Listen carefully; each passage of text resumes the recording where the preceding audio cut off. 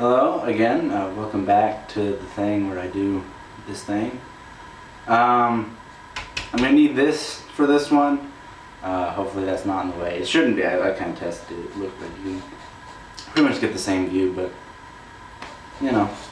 Okay, I liked how the last video turned out, where I just kind of went through a song with the parts that was good.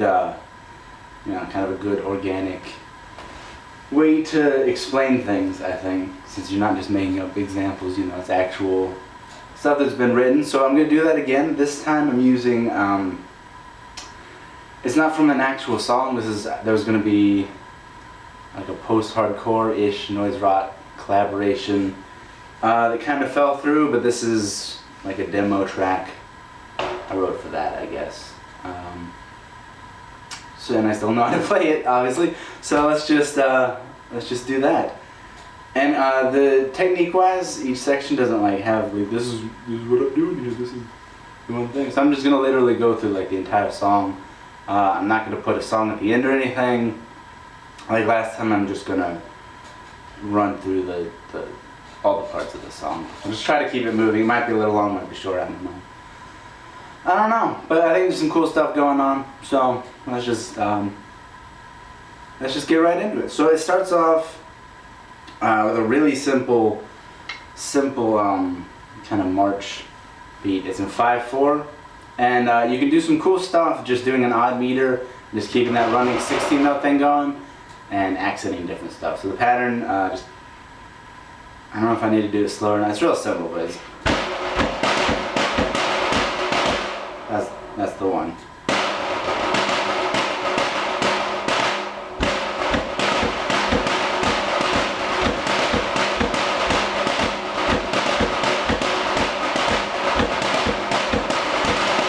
And it just kind of does that again. Real simple start, kind of a marchy feel, but it's got a cool energy because of the 5. Just use odd time signatures always. When in doubt, always odd. That's not catchy. So then we get into the fun stuff, though. You know, it's just, like I said, I'm going to go through everything, even the boring parts. So the next thing, we're going to have to take a break in the middle of it to explain part of it, but I'm just going to jump into it now. We're still in 5/4. We've got kind of a D-beat thing. If you don't know what the D-beat is, you've heard it. It's in like everything rock related, but especially punk music.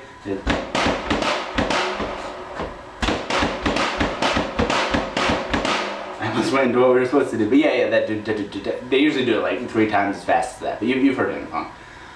It's called the D-beat.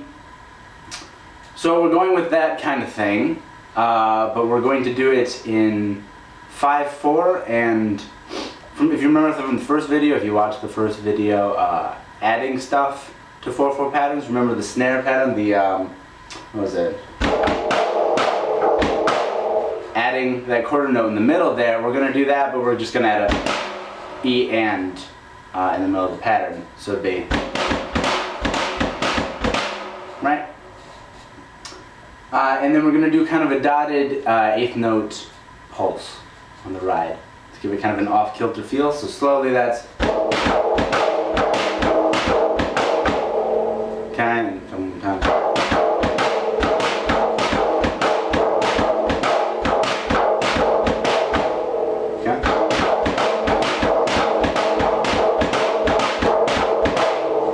Cool, right?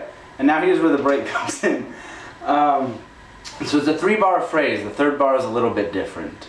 It's in 7/12. Calm down. Okay, so irrational time signatures. I'm going to do another video, probably a couple videos on how you can work with these, even if you suck, you know. But basically, if you don't know what an irrational time signature is, it's a time signature. It's not even odd. It's a time signature where the note that gets the beat is not something you would traditionally consider a note that would get a beat, basically. So, so a 12th note, everything's based around 4/4, right? That's a common time signature. And a whole note is 1 full bar of 4/4. That's our 1. And if you fill that with 8th note triplets, that's 4 groupings of 3 evenly spaced that add up to 12. So our 12th note is basically the speed at which you would play an eighth note triplet count. And I'm going to do a better explanation of this in an own video, but since we're trying to do this other thing here, I just need to explain that so you know what 7/12 is. Because the third bar is just, you know, the kind of 7/8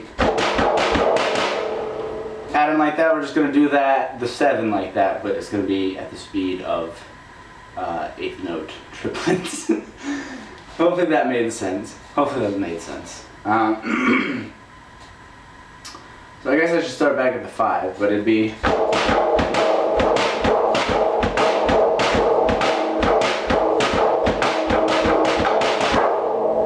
See, I kind of. Well, it's the speed of triplets, but it's not, you know, it's faster than eighth notes, it's slower than 16th notes, right? And middle ground there, a little bit faster.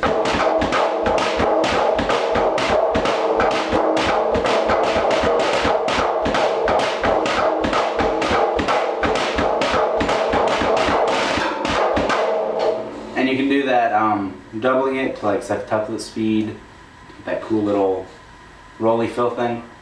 And once you start getting fast, you see it has kind of a cool like octopus math rock vibe going on. It's a pretty cool pattern. And I was thinking about before I started, just to justify the 7/12, this is a good, we're talking about concepts, right? So I can just totally get away from the explanation of what we're actually doing to talk about concepts. So I was thinking about what it would sound like as a 7/8 or a 7/16, and it doesn't sound as good. I tried it, so a 7/8 sounds pretty slow.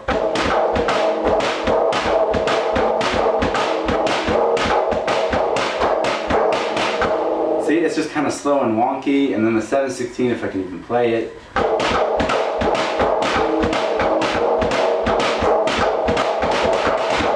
Something like that, I don't know. It's a little too fast though, it's a little too fast. So I mean, it's not just theory masturbation. The 12th note speed really does sound best here. Rational time signatures, use them. Okay.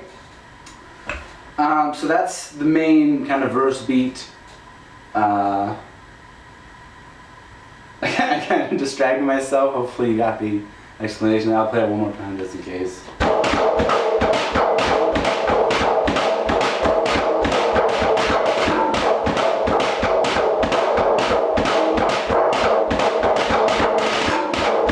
It just keeps going. Yeah, we've got like a pre-chorus thing. Probably my favorite part of the song. We've just got going with that kind of thing, except on beat 4, we're going to be in 15, 16, and on beat 4 we're just going to do 3 16th notes, and then right back to 1 on where the of 4 would be. So that slowly, right?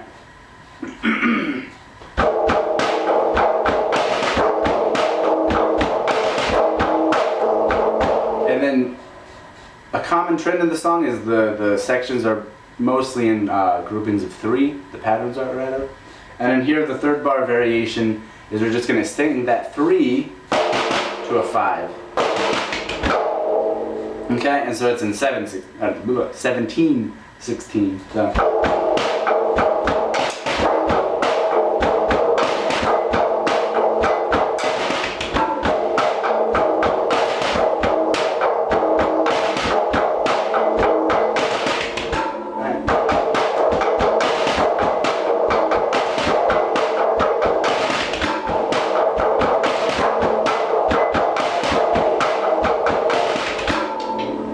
Pretty cool, right?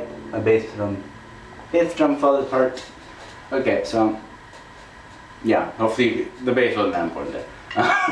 It's mostly those ends that how it kind of smooths out with the 16 note feel. It gives it a cool jagged thing. I like that part. Moving on. So for the chorus, we've got kind of a kind of like a dance rocky weird thing. It's in 11, and we've just got a kick. I'd say 4 on the floor, but it's 11 on the floor, I guess. And snare access, we're gonna break the 11 down as 3, 3, 3, 2, with kind of the additive thing again from the first video. You should watch these in order; it helps. And on the last beat of each group, that's where our accents are gonna go. So. 1, right? And then over that we're going to layer a 5/8 hi-hat pattern. And since it's an 11, you're going to do that 4 times, and then you have a quarter note left over, so you just hit once for the quarter note, and then pattern repeats. And those are going to kind of layer over each other. So slowly we have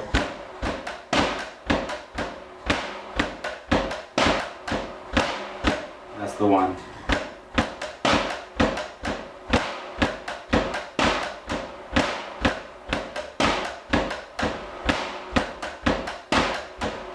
Alright.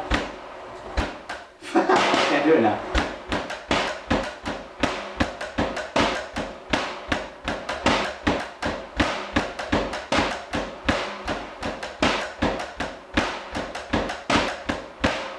And again, 3-bar phrases. The only variation is the crash on the downbeat. There's no variation. But yeah, it's cool. Let's do like a cool pushy-pulley thing. I like pushy-pulley things. I talk about those a lot. But where the hi-hat sometimes lines up with the snare and sometimes they fall apart.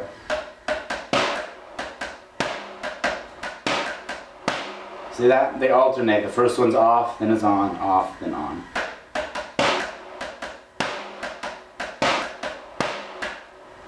I just like that. It's a cool thing you can do, kind of. I don't know. It just brings kind of a nice tension and resolution within the same pattern. It's nice. It's like a nice little chord progression or something. Okay, so we're making good time, I think. I was concerned this is going to go forever, but we're going on through it. So then you repeat a bunch of shit we already played. And the bridge is in 13? I don't know. It does this. I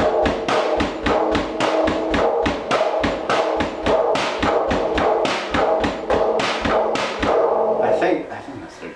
I don't know, it doesn't matter. It doesn't matter, I haven't... I think that's 13. Okay, but yeah, you've got the quarter note pulse over the 13/8, so it kind of flips. So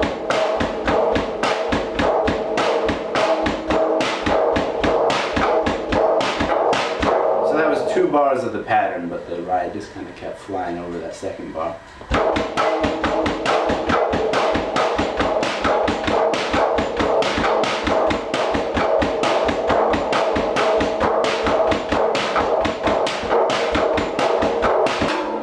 And then that last bit we just have a bar 3/4 just as a weird little transition thing. So pretty simple. That's a pretty universal kind of math route technique, riding over the bar line, but you know, it's cool. Then there's the background, which breakdown. Why did I say background? There's the breakdown, which I never counted before. I had to figure out, you know, for this video. I think it's in 13 as well. It's just, that's not it.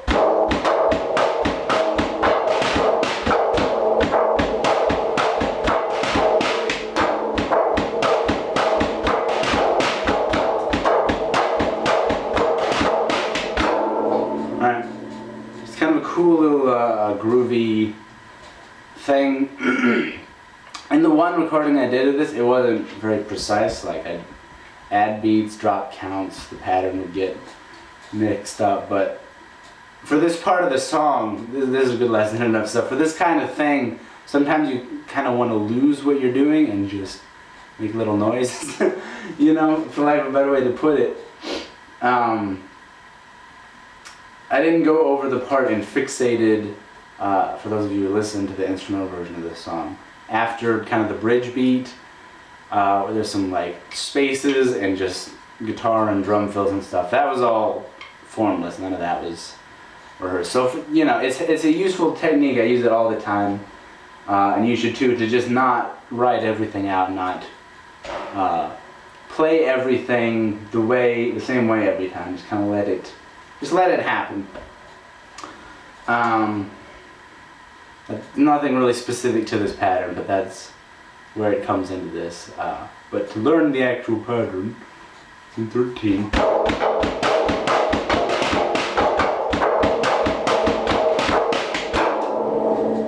You just, I mean, it's the same thing. The second bar variation is just hitting that tom instead of the snare, you know. I don't know. I don't really need to break that down. I'm losing my focus here. I'm losing sense that you're interested in learning this. You're a camera. You're a camera. So that is the breakdown. And then we come back out of that with a variation on the 15 and the 17 pattern, but we're going to do quarter notes. Because again, the breakdown and the bridge part before that, that's all quarter note ride stuff, so I kind of want to keep that.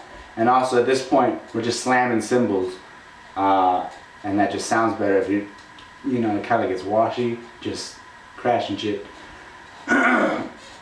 So we shifted to a quarter note thing, and that's not that. I'm playing the 13. What is wrong with me?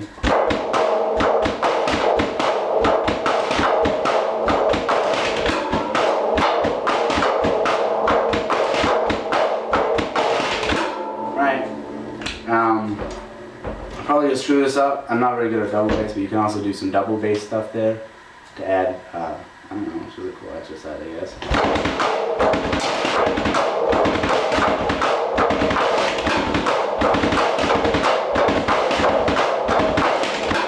It's like the worst explanation of anything ever that I'm doing today. The song is kind of a jumble and it was never finished. And it's supposed to be kind of noisy and chaotic, and I guess so. The explanation should be noisy and chaotic, and hopefully you'll learn something from that. The final chorus is different. The final chorus is different. It's the same. It's 11. The accents are in the same spot on the snare, but we're ditching the hi-hat.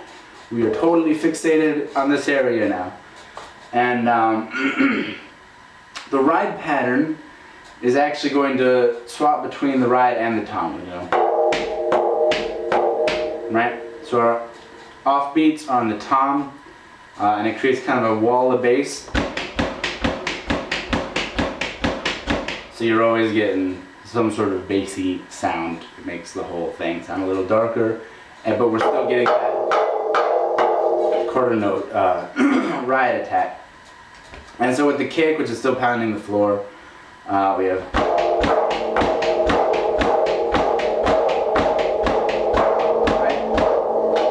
And then you're putting the snare accents in spot.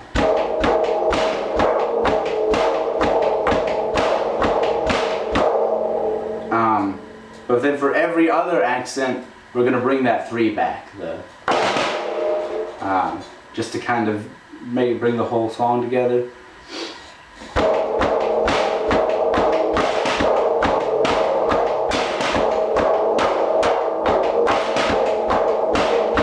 And here we're actually going to bring the 5 back,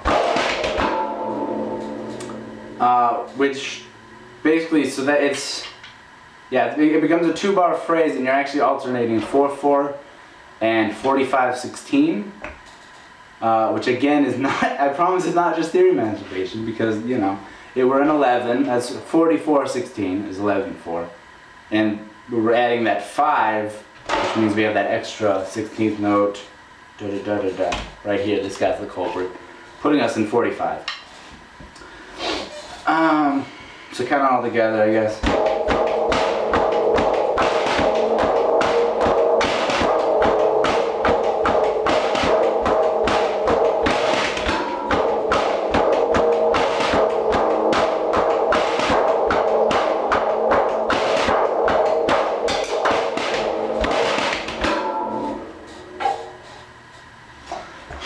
A long day.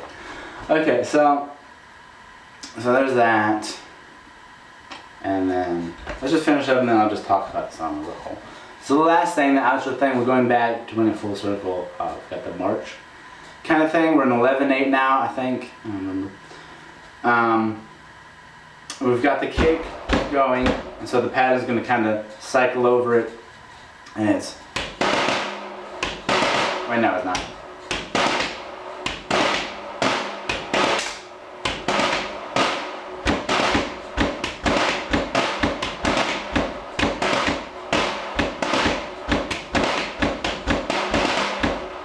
I'm so tired. Why am I shooting this video now? This is the dumbest time to shoot a video. I'm just like, so that's the fucking pattern, guys. It sounds cool, right? if you can hear it. It's kind of cool. You know, you get the effect of where it's flipping over the bar and it's bringing back that march thing. It just does cool stuff.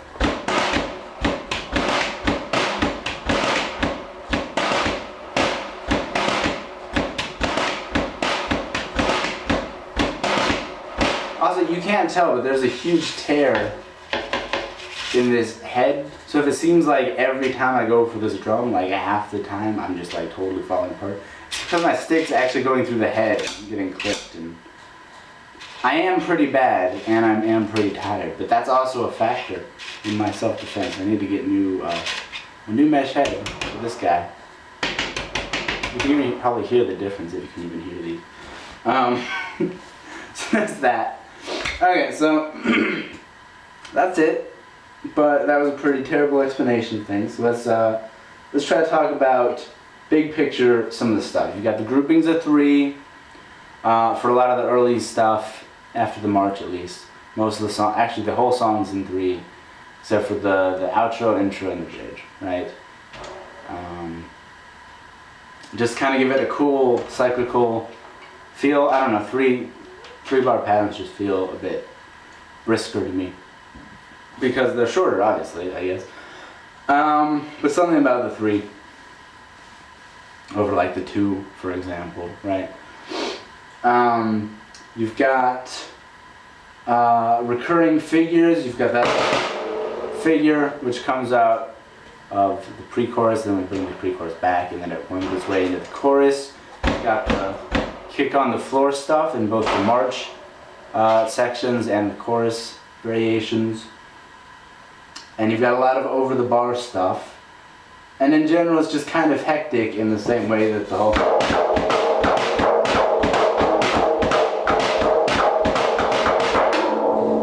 It's not how you do. I was going for the thing and then I just stopped. You heard it before. I should just stop playing now and just talk, because that would be better. But the pattern's kind of got a weird hectic vibe to it, and well, the song does too. And the explanation of the song does too. So I hope you enjoyed whatever happened here tonight. I hope you've learned something. I'm going to do a video real soon about irrational time signatures. You could look it up online if you want, but I'm going to explain it anyway, so you could just, subscribe or something. Or just check back later, I guess, if it's one video in the near future. You can probably remember long enough to do that. You don't need to subscribe to figure that out. So, that's that. And, as always, just let me know if you're doing cool stuff. I'd like to hear cool stuff.